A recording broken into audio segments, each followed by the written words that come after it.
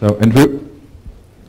Good afternoon, welcome, and thank you for an opportunity to talk to the conference this afternoon. I've certainly enjoyed a lot of the sessions so far, though one of the challenges I think for all of us as we sit here is perhaps not thinking about the future of technology in education, but actually just thinking about the future of education. There's an awful lot going on out there at the moment, and it's having, I think, a very direct impact on what's going to happen in the whole area of technology in education as well. Just very quickly, if I can give you some background, my role is Chief Operating Officer for the University of London International Programmes. So that's the bit of the University of London that does distance learning right the way around the world. We've got 52,000 students in about 180 countries. We've been doing that since 1858. We ran the first exams in Mauritius in the 1860s. So in some ways it's taken a while for technology to catch up as far as we're concerned. But sitting here today, we're one of ULCC's largest users of Moodle. And certainly a lot of what we do uses technology extensively, if for no other reason than with 50,000 students, we're probably one of the largest registry and examination operations of any UK university. My first 15 years of my career were all spent doing classic IT roles. I've been a programmer, I've been an analyst programmer, I've been a project manager, I've been an IT manager.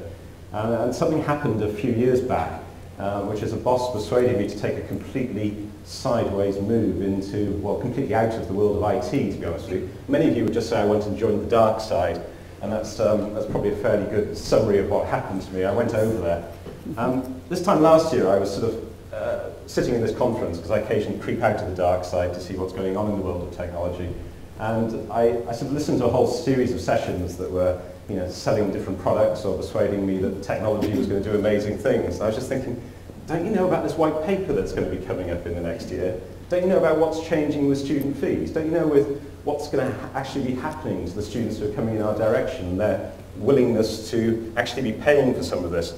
And I sort of put that in my feedback at the end of the conference. So guess what? Here I am. And let that be a warning to any of the rest of you who are planning to put any feedback in your response. So, from my perspective, it's easy to carry on in a conference like this as though technology is basically the same this year as it was last year, but the suppliers have moved it on a bit. My argument is actually the world has changed quite radically, and at the moment we're in the middle of a crisis.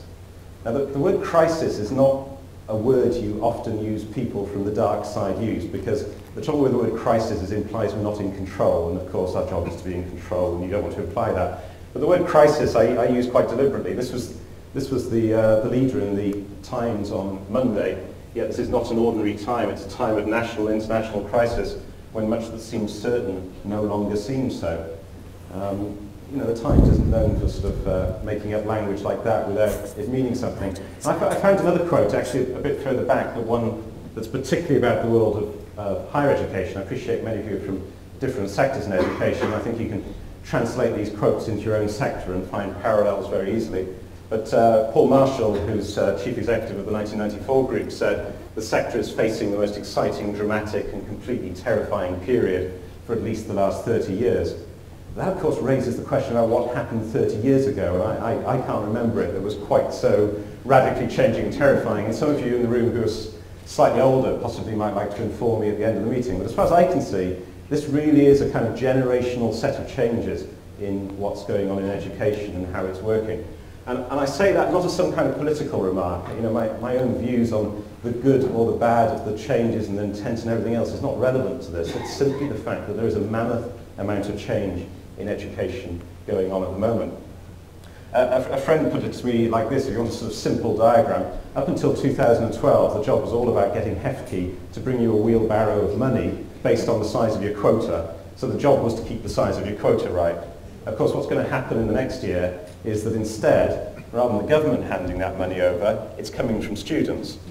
So the end result is the student is both the recipient of the education, but is also directly paying for it. My argument is that's going to radically change the nature of the sector and what's going on, how we're working, what we should be planning for.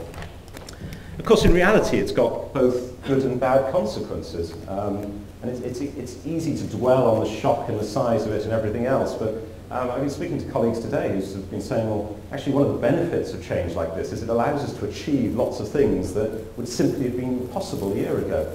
Actually to make things happen because people realise the enormity of the change that's going on around them and the need to respond with much more dramatic internal changes to really keep up with that.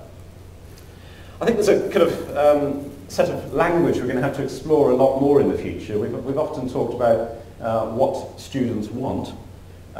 In the future, before we talk about what students need, I think we're also going to have to insert this word in the middle, actually what the system can really afford. And we've heard presentations today with all sorts of ideas about what the technology suppliers are happy to sell us.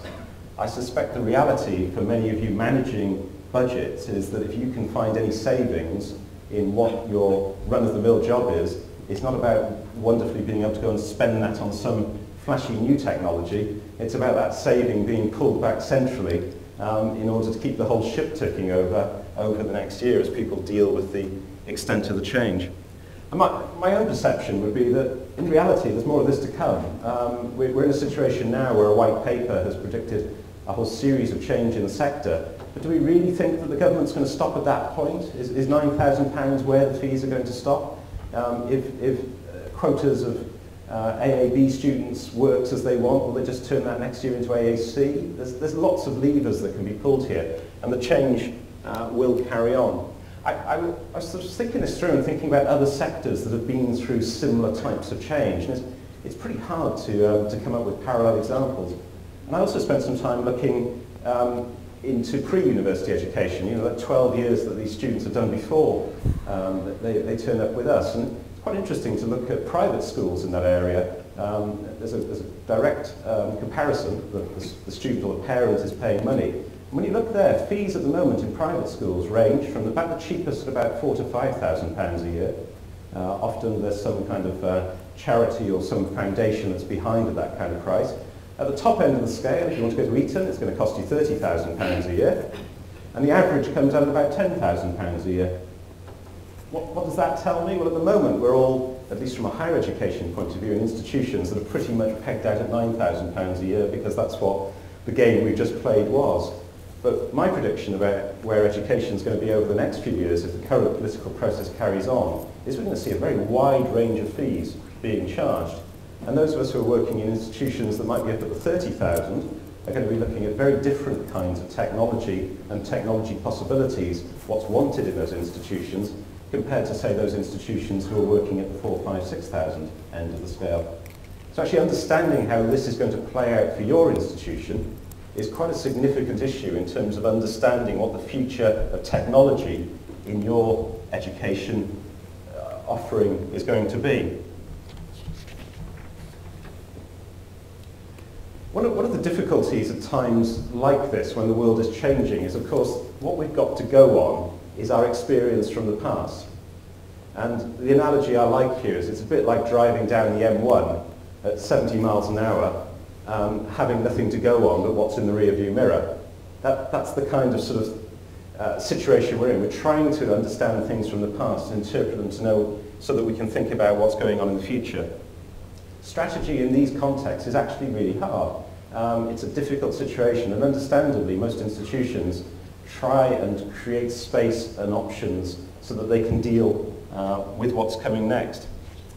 I want to suggest to you that one of the things that you can most usefully do, that I can do, that any of us can do, is to actually think about the future through a few different lenses. And these are lenses I've very deliberately chosen because they're lenses you probably wouldn't naturally think through. But I really do challenge you to think about this. What is your boss or your boss's boss or their boss thinking about the future and the strategy of your organisation? And how does technology fit into that? What's the finance director thinking? And what's the marketing director thinking? Let me just run through each of these with just a few more thoughts to give you some possible insight as to what these other occupants of the dark side think about what's going on at the moment. The strategic problem we all face, of course, is that we're not actually very good at explaining strategy, particularly at times when the strategy isn't as clear as we'd like it to be. Infotech Research put this quote on one of their sites talking about technology strategy. I quite like it. Even if the corporate strategy is available, it seldom provides the detailed business information needed to develop a sound IT strategy that enables corporate objectives. The result is misalignment between the business objectives and what IT delivers. I think that's a real reality for most of us. If you're not in an IT department, translate that into whatever section you are. It's quite often difficult working out what the overall institution is trying to achieve and where you might fit into that. And interestingly, they go on to say CIOs, Chief Information Officers, find themselves in jeopardy more often for what they don't know and aren't doing than the things they are doing. Again, a fascinating situation. It just reminds me, I'm sure some of you have seen the sort of little blocks of possibilities here. There are certain things we know and we know them. There are certain things we don't know, but we know we don't know them, and therefore go and ask and get help in those situations. There are things that we know, but we don't know we know it, until perhaps we find ourselves in that situation. But then really worryingly, and this is what the quote is saying, there are some things we don't know, and we don't know it. And when that comes to what the strategy of your organisation is and how technology fits into that, it's got to be an area to be concerned about. So, at least from a strategy point of view, and particularly if you're one of the people on the dark side who, unlike me, has never worked in technology, this IT thing is a bit of a black box. We know various things about it. We know we put money into it, and we know things come out the other side. We also like to think that we've put enough strategy information into it that it might do the right things in the middle. But actually what comes out the other side in results is often a really difficult thing to grapple with. One of my suggestions to you would be, as you think about how to respond to this rapidly changing environment and what on earth your institution is thinking about, just ask yourself, what are the 4 or 5 key performance indicators, what are the 4 or 5 real results that matter to the strategy of your organisation? What are the things that really need to come out? And irrespective of what your answer is, what does your boss think the answer is? Because in terms of making technology relevant to organisations, it's really important to think that out. And by key performance indicators, I really do mean key, the most important things, not just the data that's already lying around that we can mash up easily that shows that we answered so many help desk calls in a certain time. But what are the things that really do matter? I'll give you an example from sort of my world. At the moment for us as the international programmes in the University of London, for us a key aspect of what we're doing is growth. We want to reach more students. Distance learning really benefits from volumes and economies. So for us, part of what we want to do is to grow the system, and critical to that is capacity. We need capacity in our student life cycle. So for me, a key performance indicator of our technology is the extent to which it's helping us to build capacity. So for example, we can register more students this month. We need to register something like 25 to 30,000 students a month, and therefore the technology is doing that, it's really helping us. You really need to know what those things are that matter to the organisation if you're going to win the case to say that technology is part of the solution and deserves more spending at a time when money is being cut extensively. Let's move on and just think through the finance director. Now, apologies if there are any finance directors in the room, but this really is a very different way of looking at life. The finance director doesn't quite think like the rest of us. I saw this poster the other day. I don't know if any of you have seen it. It says you've been walking around London. It's from the Metropolitan Police. Poster of someone supposedly holding up a phone, and this is how thieves see your possessions. Take care when you take them out. Well, one of the interesting things, I think, this is how finance directors see mobile phones. Yeah? What they see there is the fact that that iPhone cost £400 or is on a contract for £25 a month or whatever. They don't see an iPhone. And you've got to understand that this problem isn't just with a mobile phone or something. You know, when you or I walk into a computer room, we go through this quite interesting experience, I think. You know, we hear that air conditioning humming away. Doesn't it sound beautiful? You know, we feel that cold draft across our skin. Isn't it beautiful? You know, we can see those lights flashing away on the hubs. Isn't it wonderful? The finance director walks into that computer room. He just sees piles of money in those racks. He doesn't see computers or servers. All he sees is what he calls capital expenditure. It's not just IT that has this problem, by the way. You take the finance director to a warehouse, and we operate a 20,000 square foot warehouse to ship books to students. He doesn't see books. He just sees pounds sitting on a shelf.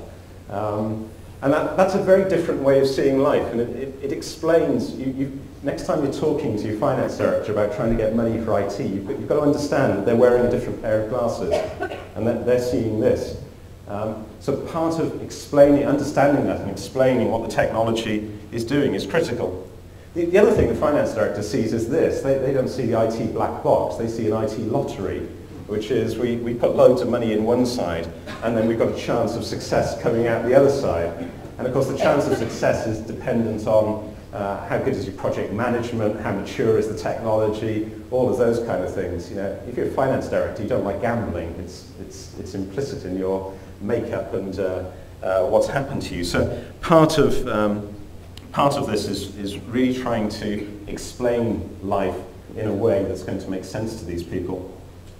I had again, personal experience with it again over the last year. From an international programs point of view, we're right in the middle of implementing SITS as a new student administration system from Tribal, probably with 50,000 students, and some of the complexity of programs that come from 12 different colleges. It's a horrendously complex and big build. And we've seen benefits in the last year coming out of that really are quite substantial. This year for our admissions system, for example, we didn't have to hire any temps. We were able to keep the waiting time down to, well, there was no queue effectively. And we explained all of these benefits. It was only at the point at which we sort of said to the finance director, actually, we've saved £100,000, that it registered. And there's a real need sometimes, I think, when we're selling and promoting the value of IT or IT initiatives, to remember that ultimately in a finance director's world, most things actually can be quantified in money. That's not our world, we don't believe it, but remember they're wearing different glasses, and you've got to watch that at certain times. Well, the final set of glasses I just want to look through are the marketing director, and at this point I can imagine many of you are sort of being stretched to the limit of plausibility by what I'm saying. We don't have a marketing director, no way will we. Well, again, I think the situation is changing. Some of you will have marketing directors. Some of you, like us, we call ours a director of global networks and communities. It's a sort of way of hiding the fact we've got a marketing director, I suppose, in some ways. These people, again, see the world in a different way. When they put the glasses on, they don't see money. Their job is to do something different. I couldn't find the original poster, and I think the reason is that some length has been gone to sort of have it eradicated from the internet. But a few years ago, the Welsh Tourist Board came up with a poster that was very much like this. They proudly proclaimed that North Wales was an area of outstandingly bad mobile reception, playing on the area of outstanding natural beauty. And I've got the text that was on the posters. It said, "Travellers riding up Snowdonia Mountain Railway may experience communication problems. Your bus can't reach you, even dogged telesales reps struggle. Damn those impenetrable mountain passes, damn them." The problem was, at the same time, the Welsh Development Agency had posters out saying, "Relocate to Wales, we're a connected European economy and a great place to do business." Which probably explains why it's pretty hard to find that poster on the web now. I think they eradicated it. We're going to have this problem in the future, and the marketing director's job, if you like, is to create a picture. It's to create a picture of what it's going to be like to study at your institution, and then to really put that picture over to people so that they want to come along and sign up and do that. Type universities into Google Images, and you can see at the moment that what's contributing to that picture is the estates department far more than the IT departments in most institutions. That's part of the image. Indeed, just for entertainment's sake, I went on until I found a picture of some computers. You sort of slide your way down here, and this is it.